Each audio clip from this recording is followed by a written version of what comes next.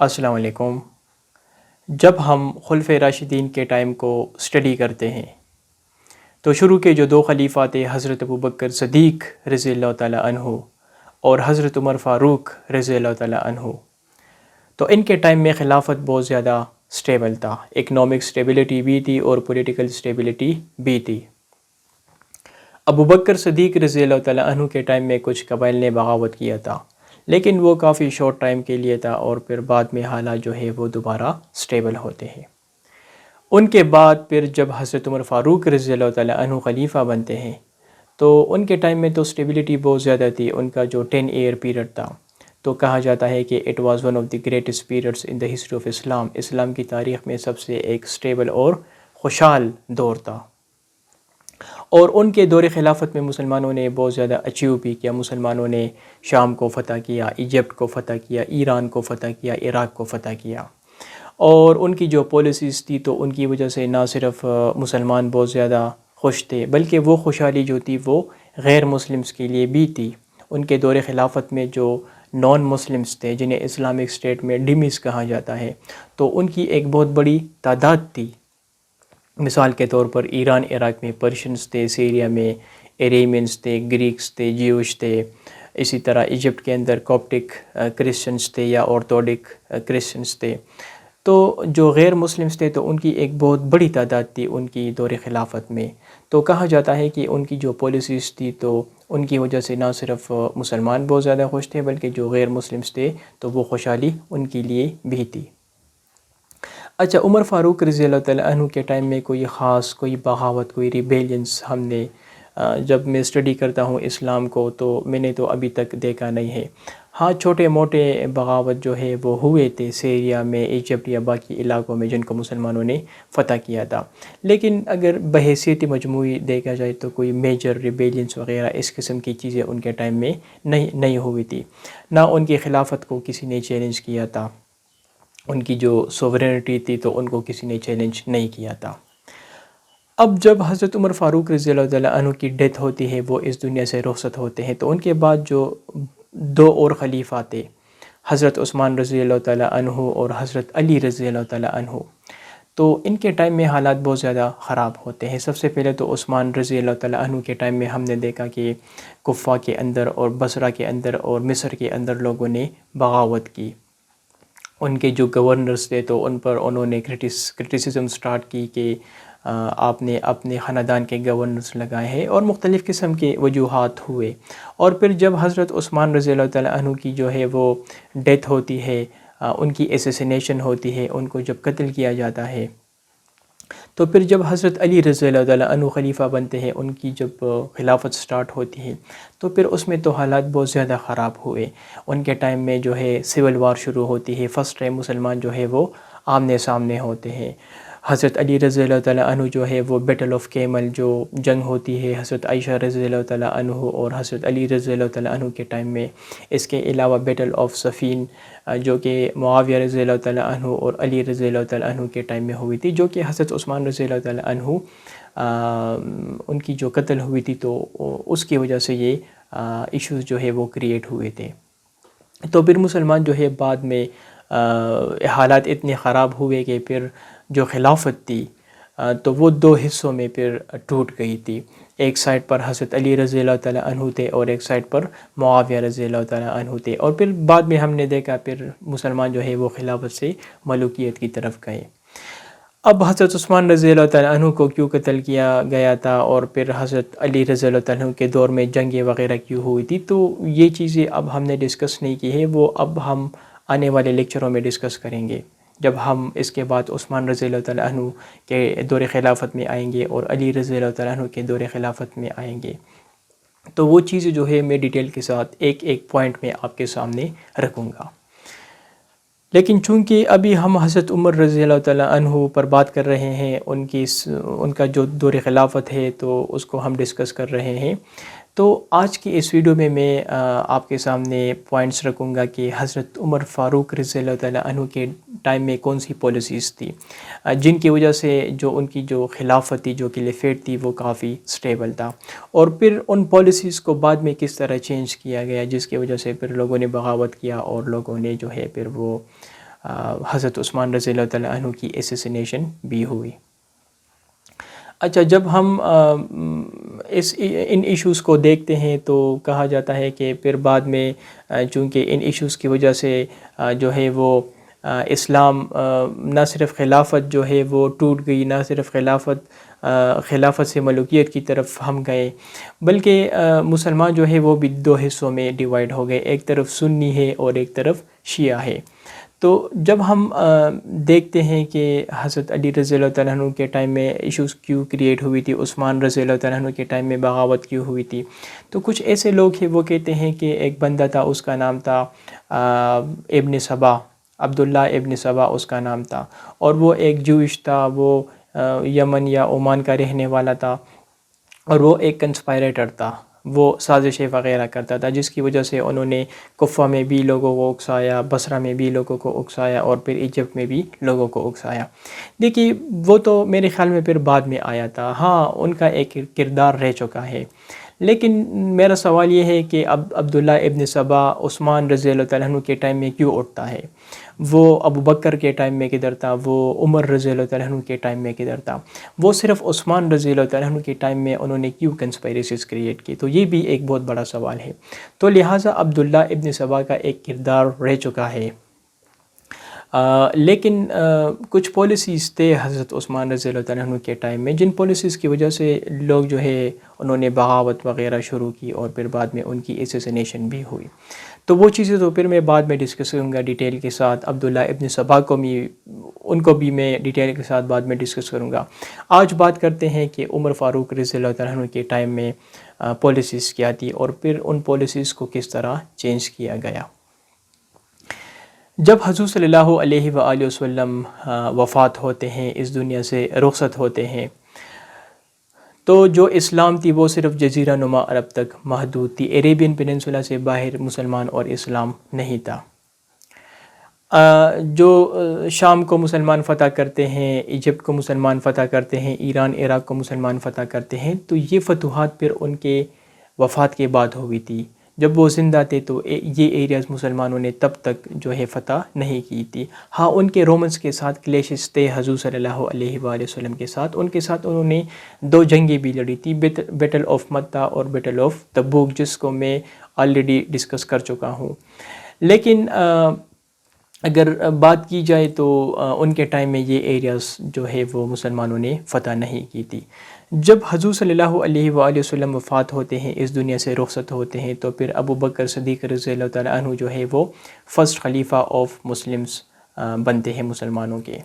اچھا، ان کے ٹائم میں تو پہلے کچھ لوگوں نے بغاوت کیا ان کے خلاف، ان کی خلافت کو انہوں نے چیلنج کیا، ماننے سے انکار کیا، لیکن پھر ان لوگوں کو انہوں نے کرش کیا، اور پھر انہوں نے اسٹیبلٹی دوبارہ اس کو میک شور کیا،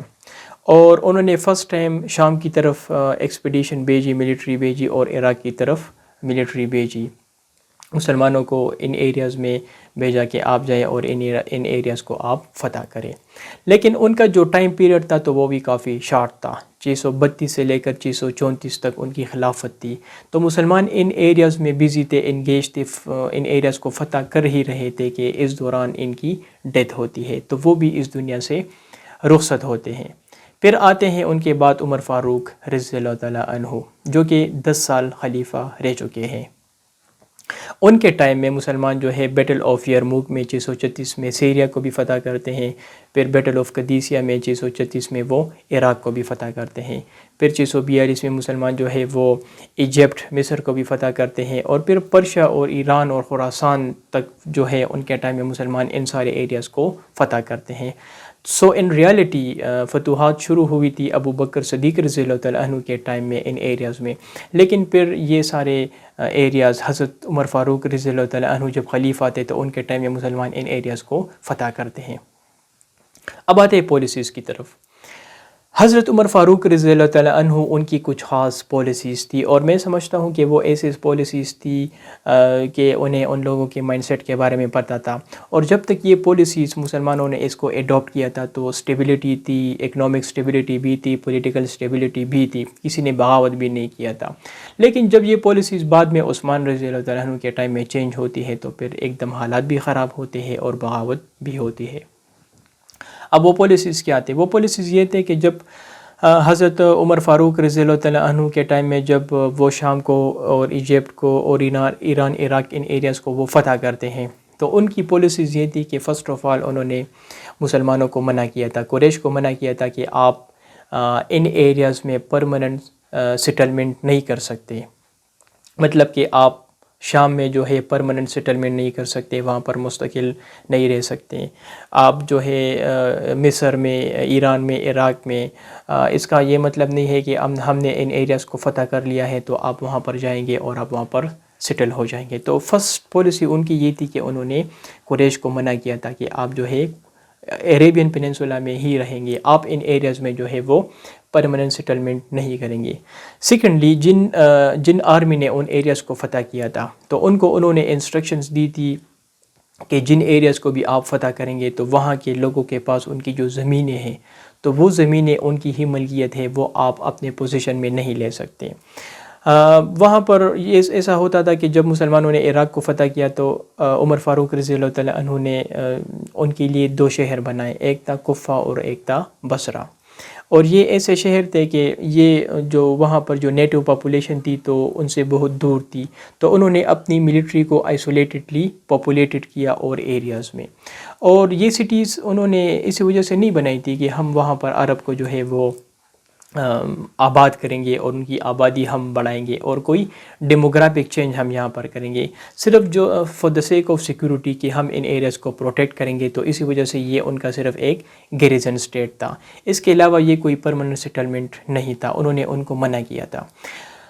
تو ان کے ٹائم میں مسلمان جو تھے وہ ان ایریاز میں پرماننٹ سیٹلمنٹ نہیں کر سکتے تھے۔ سیکنڈلی جب وہ ان ایریاز کو فتح کرتے تھے تو ان ایریاز میں لوگوں کے پاس جو زمین ہوتی تھی تو وہ ان کی ہی ملکیت ہوتی تھی، تو ان کی پالیسیز یہ ہوتی تھی کہ جو زمین جس کے پاس ہے وہ اس کی ملکیت ہے، لیکن مسلمان ان کے اوپر جزیہ اور خرچ جو ٹیکس ہے وہ امپوز کرتے تھے اور ان سے وہ ٹیکسیشن لیتے تھے۔ اچھا، اس طرح ہوتا ہے کہ مسلمان جو ہے وہ مسلمانوں کے پاس پیسے آنا بہت زیادہ پیسے آنا شروع ہوتا ہے، کیونکہ یہ ایریاز بہت زیادہ رچ تھی، سیریا کافی رچ ایک پروونس تھی، ایجپٹ میں بہت زیادہ ایگریکلچر تھا، ایران عراق میں ایک بیس سسٹم تھا۔ تو فرسٹ ٹائم عمر فاروق رضی اللہ تعالیٰ عنہ جو ہے وہ انسٹیٹیوشنلائز کرتے ہیں چیزوں کو، جو ہے ایڈمنسٹریشن بہت زیادہ بہتر کرتے ہیں، کیونکہ اب جو اسلامک امپائر ہے وہ کافی ایکسپینڈ ہو چکی تھی، یہ وہ والا امپائر نہیں تھا کہ جو حضور صلی اللہ علیہ وسلم کے ٹائم میں تھا یا ابو بکر کے ٹائم میں تھا، تو چونکہ آبادی بہت زیادہ تھی تو اسی وجہ سے حضرت عمر فاروق رضی اللہ تعالیٰ عنہ نے اپنی پوری فوکس کیا ایڈمنسٹریشن کی طرف۔ بیت المال میں بہت زیادہ پیسے آنا شروع ہوتے ہیں، تو اس طرح وہ کرتے ہیں کہ وہ ایک سسٹم بناتے ہیں جسے کہتے ہیں پینشن سسٹم، اسے کہا جاتا ہے دیوان آف عمر۔ یہ اس طرح ہوتا تھا کہ عمر فاروق رضی اللہ تعالیٰ عنہ کے پاس ایک رجسٹر ہوتا تھا، تو ان رجسٹر میں انہوں نے اس طرح کی کہ فرسٹ ٹائم انہوں نے ملٹری کو کہا کہ ہم آپ کو سیلریز دیں گے،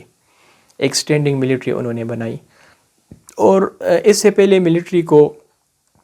خوراک وغیرہ یہ چیزیں پرووائڈ کی جاتی تھی لیکن ان کو سیلری نہیں دی جاتی تھی۔ تو فرسٹ ٹائم انہوں نے اس طرح کیا کہ اس دیوان میں فرسٹ ٹائم انہوں نے جتنی بھی ان کی ملٹری تھی تو سب کے نام انہوں نے وہاں پر نوٹ کیے اور ان سب کو انہوں نے سیلریز دینا شروع کیا، کیونکہ مسلمانوں کے پاس پہلے پیسے نہیں تھے، پیسے اتنے نہیں تھے، لیکن پھر جب فتوحات ہوئی تو پیسے بہت زیادہ ان کے پاس آنا شروع ہوئی،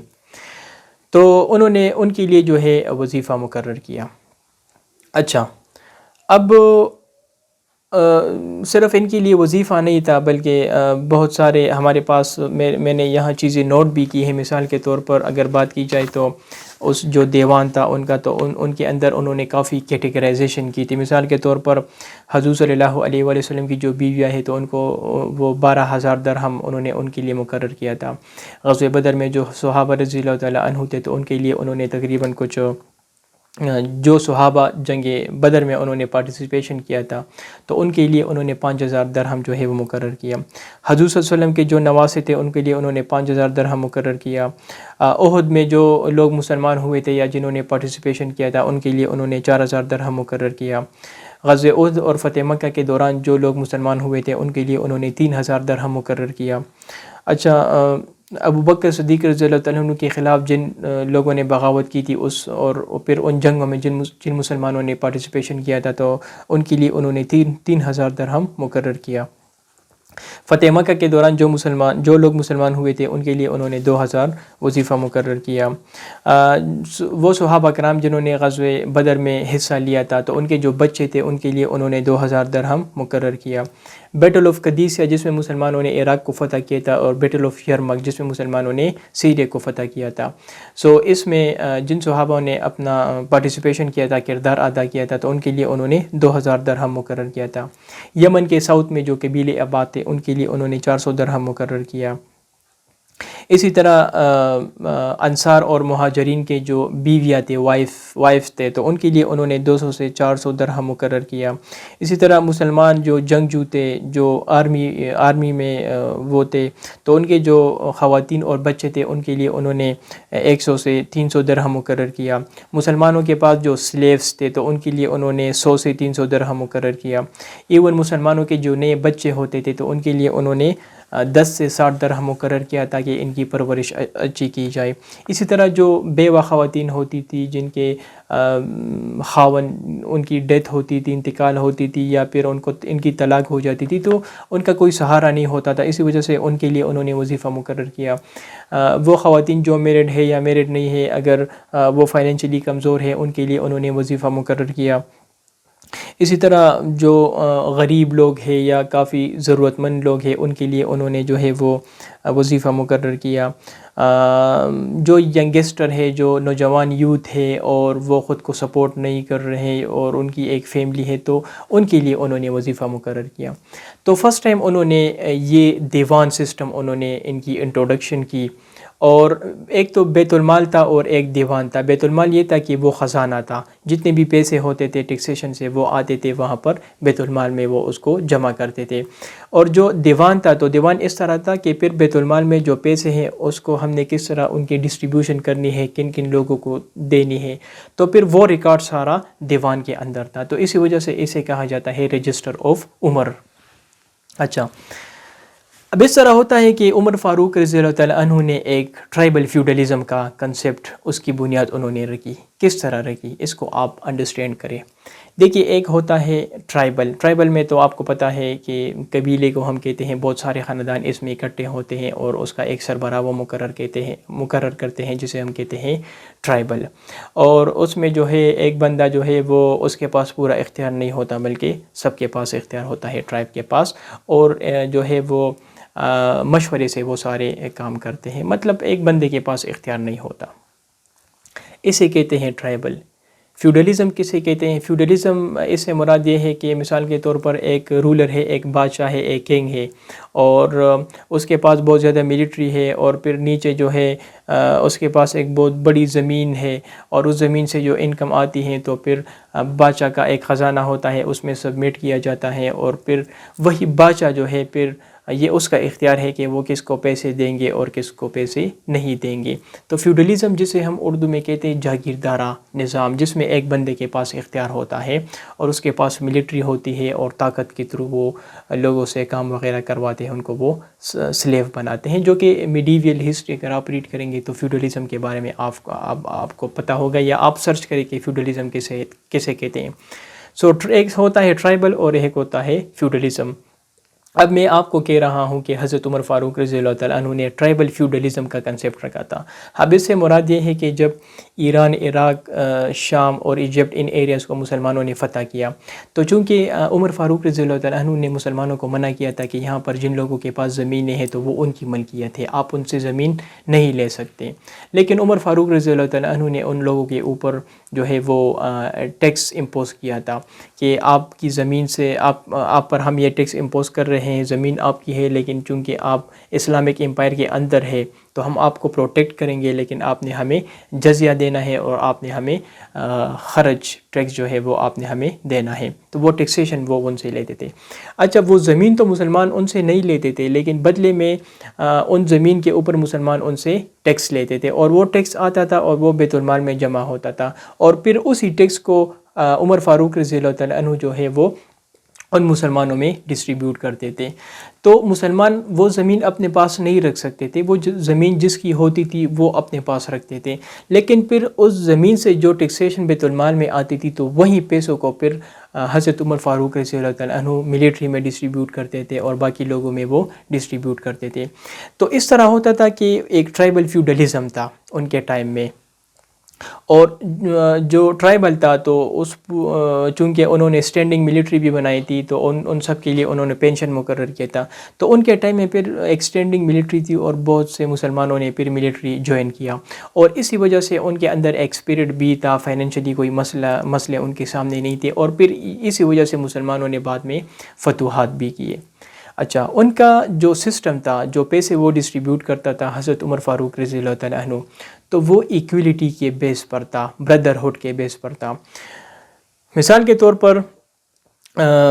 جتنے بھی مسلمان ہوتے تھے تو ان میں بھی وہ پیسے ڈسٹریبیوٹ کرتے تھے. وہ نان مسلم اچھا مسلمان جو ہوتے تھے، اب یہ مسئلہ نہیں ہوتا تھا کہ اگر ایک عرب مسلمان ہے تو اس کو ہم مختلف رقم دیں گے، اور جو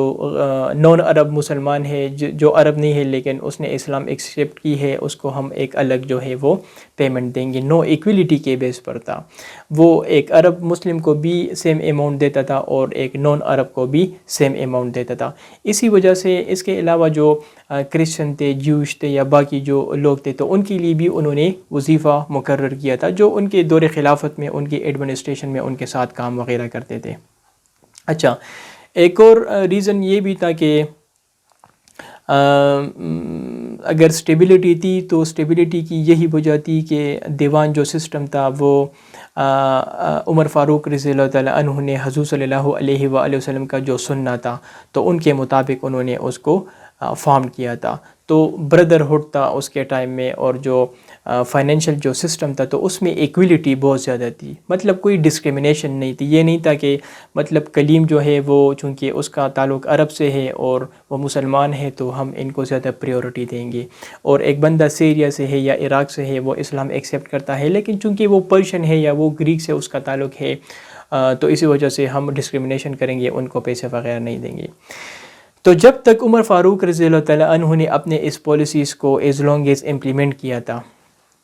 تو حالات بہت زیادہ ٹھیک تھے، کدھر ہر طرف سٹیبلٹی تھی، کوئی بغاوت وغیرہ نہیں تھا. اب ان کے بعد اس طرح ہوتا ہے کہ جب حضرت عثمان رضی اللہ تعالیٰ عنہ خلیفہ بنتے ہیں تو عثمان رضی اللہ تعالیٰ عنہ اس طرح کرتے ہیں کہ ان پالیسیز کو پھر وہ چینج کرتے ہیں.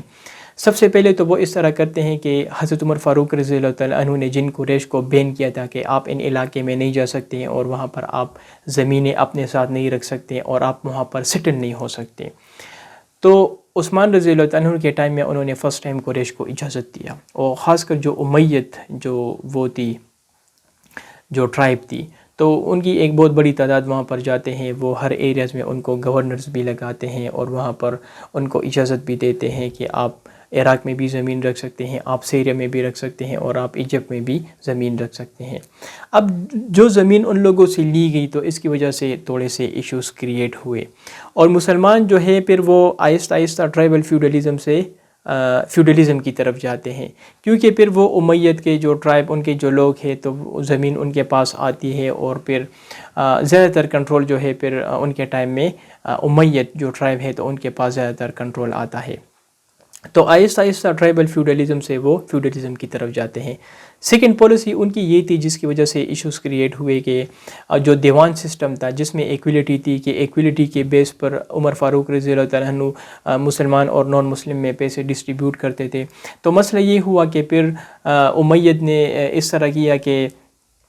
اس میں آہستہ آہستہ عثمان رضی اللہ عنہ کے ٹائم میں تو حالات پھر بھی ٹھیک تھے، لیکن بعد میں پھر جب امیت خلافت شروع ہوتی ہے، معاویہ رضی اللہ تعالیٰ عنہ، یزید اور باقی عبد الملک بن مروان وغیرہ وغیرہ آتے ہیں، تو ان کے ٹائم میں پھر اس طرح ہوتا ہے کہ پھر جو ایکویلٹی کے بیس پر عمر فاروق رضی اللہ تعالیٰ عنہ جو دیوان کے تھرو پیسے ڈسٹریبیوٹ کرتے تھے تو اس میں پھر وہ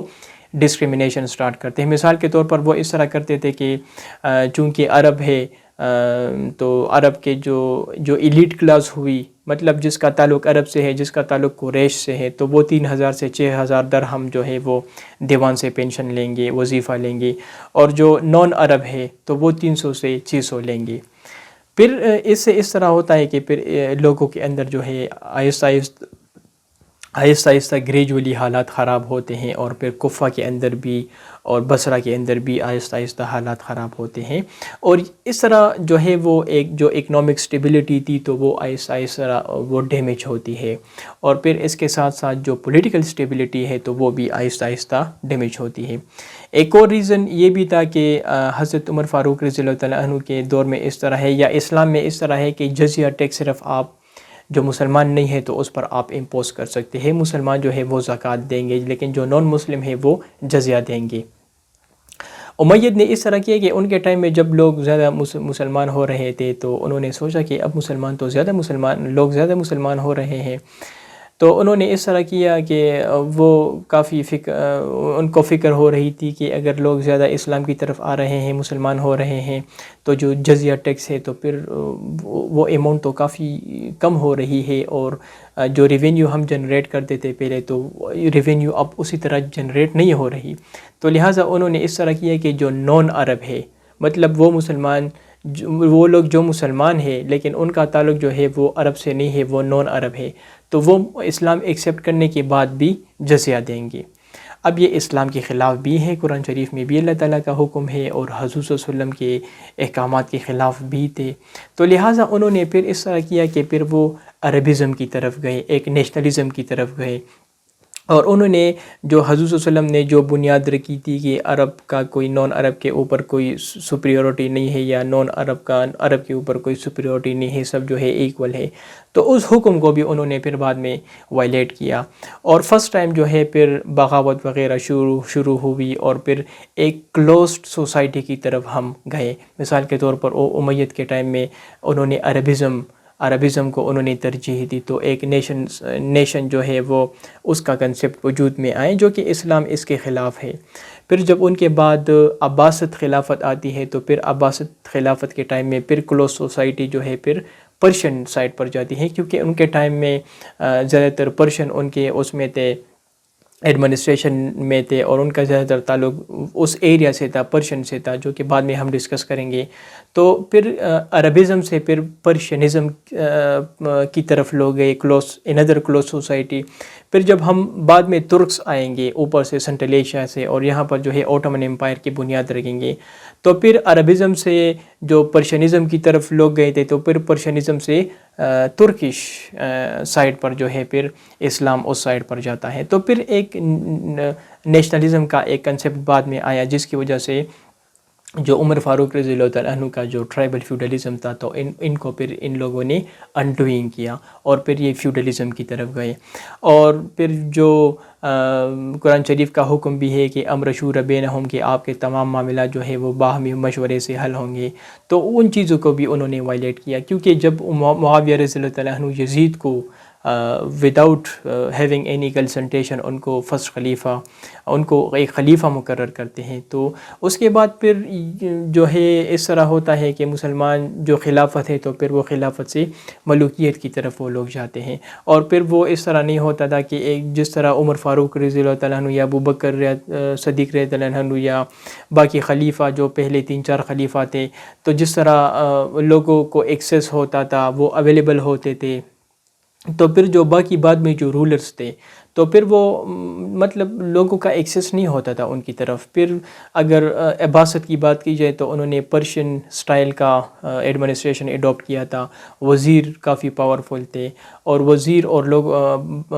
خلیفہ اور لوگوں کے درمیان پھر وزیر جو ہے تھے وہ کمیونیکیٹ کرتے تھے، تو پھر لوگوں کا ایکسیس کافی ختم ہوا۔ جس طرح آج آپ دیکھتے ہیں، مثال کے طور پر ہم جو ہوتے ہیں عام لوگ ہوتے ہیں، تو ہمارا پرائم منسٹر پریزیڈنٹ ان کو زیادہ ایکسیس نہیں ہوتا، وہ ہم سے جو ہے وہ آئسولیٹڈ رہتے ہیں، ان کے بڑے بڑے محلات ہیں، آفیسز ہیں، تو آج تو خیر سیکورٹی کی وجہ سے یہ ایشوز آتے ہیں، لیکن پھر بعد میں حالات جو تھے وہ کسی اور سائٹ پر گئے۔ اب یہ چیزوں تو پھر خیر ہم بعد میں ڈیٹیل کے ساتھ ڈسکس کریں گے، ابھی میں کافی ڈیٹیل میں گیا ہوں، لیکن کہنے کا مطلب یہ ہے اس ویڈیو میں کہ عمر فاروق رضی اللہ تعالیٰ عنہ کے جو پالیسیز تھے، جو پرماننٹ سیٹلمنٹ کی اجازت انہوں نے ان کو نہیں دی تھی، دیوان کے تھرو جو وہ ایکویلٹی کے بیس پر جو ڈسٹریبیوشن وہ کر رہا تھا، تو یہ سارے پالیسیز پھر عثمان رضی اللہ عنہ کے ٹائم میں چینج ہوتے ہیں، جس سے جو ہے پھر بغاوت کریٹ ہوئی، اور پھر بعد میں باقی جو لوگ تھے تو انہوں نے بھی اس کی ایڈوانٹیجز لی، جو کہ جس طرح عبداللہ ابن سبا تھا تو انہوں نے پھر اس بغاوت سے ایڈوانٹیجز لی، اور باقی لوگ بھی تھے۔ تو یہ ایک امپورٹنٹ، میرے خیال میں ہم عمر فاروق کی سیریز کر رہے ہیں، اور میرے خیال میں یہ کافی امپورٹنٹ تھا آپ سب کے لیے کہ یہیں سے میں آپ کو بتا دوں کہ حالات کیوں خراب ہوئے تھے، تاکہ بعد میں اگر ہم عثمان کے ٹائم میں باقی چیزیں ڈسکس کریں گے تو آپ کے مائنڈ میں تھوڑا سا ٹینٹیٹیو آئیڈیا ہوگا۔ آئی ہوپ کہ آپ کے بہت سارے کویسچن جو ہے وہ آپ کے ڈاؤٹس کلیئر ہو چکے ہوں گے۔ کافی ٹیکنیکل چیزیں ہیں، لیکن میرے خیال میں اگر آپ فوکسلی ان کو دیکھیں گے، توجہ ان چیزوں پر دیں گے، تو میرے خیال میں اتنے مشکل بھی نہیں ہے۔ Thank you.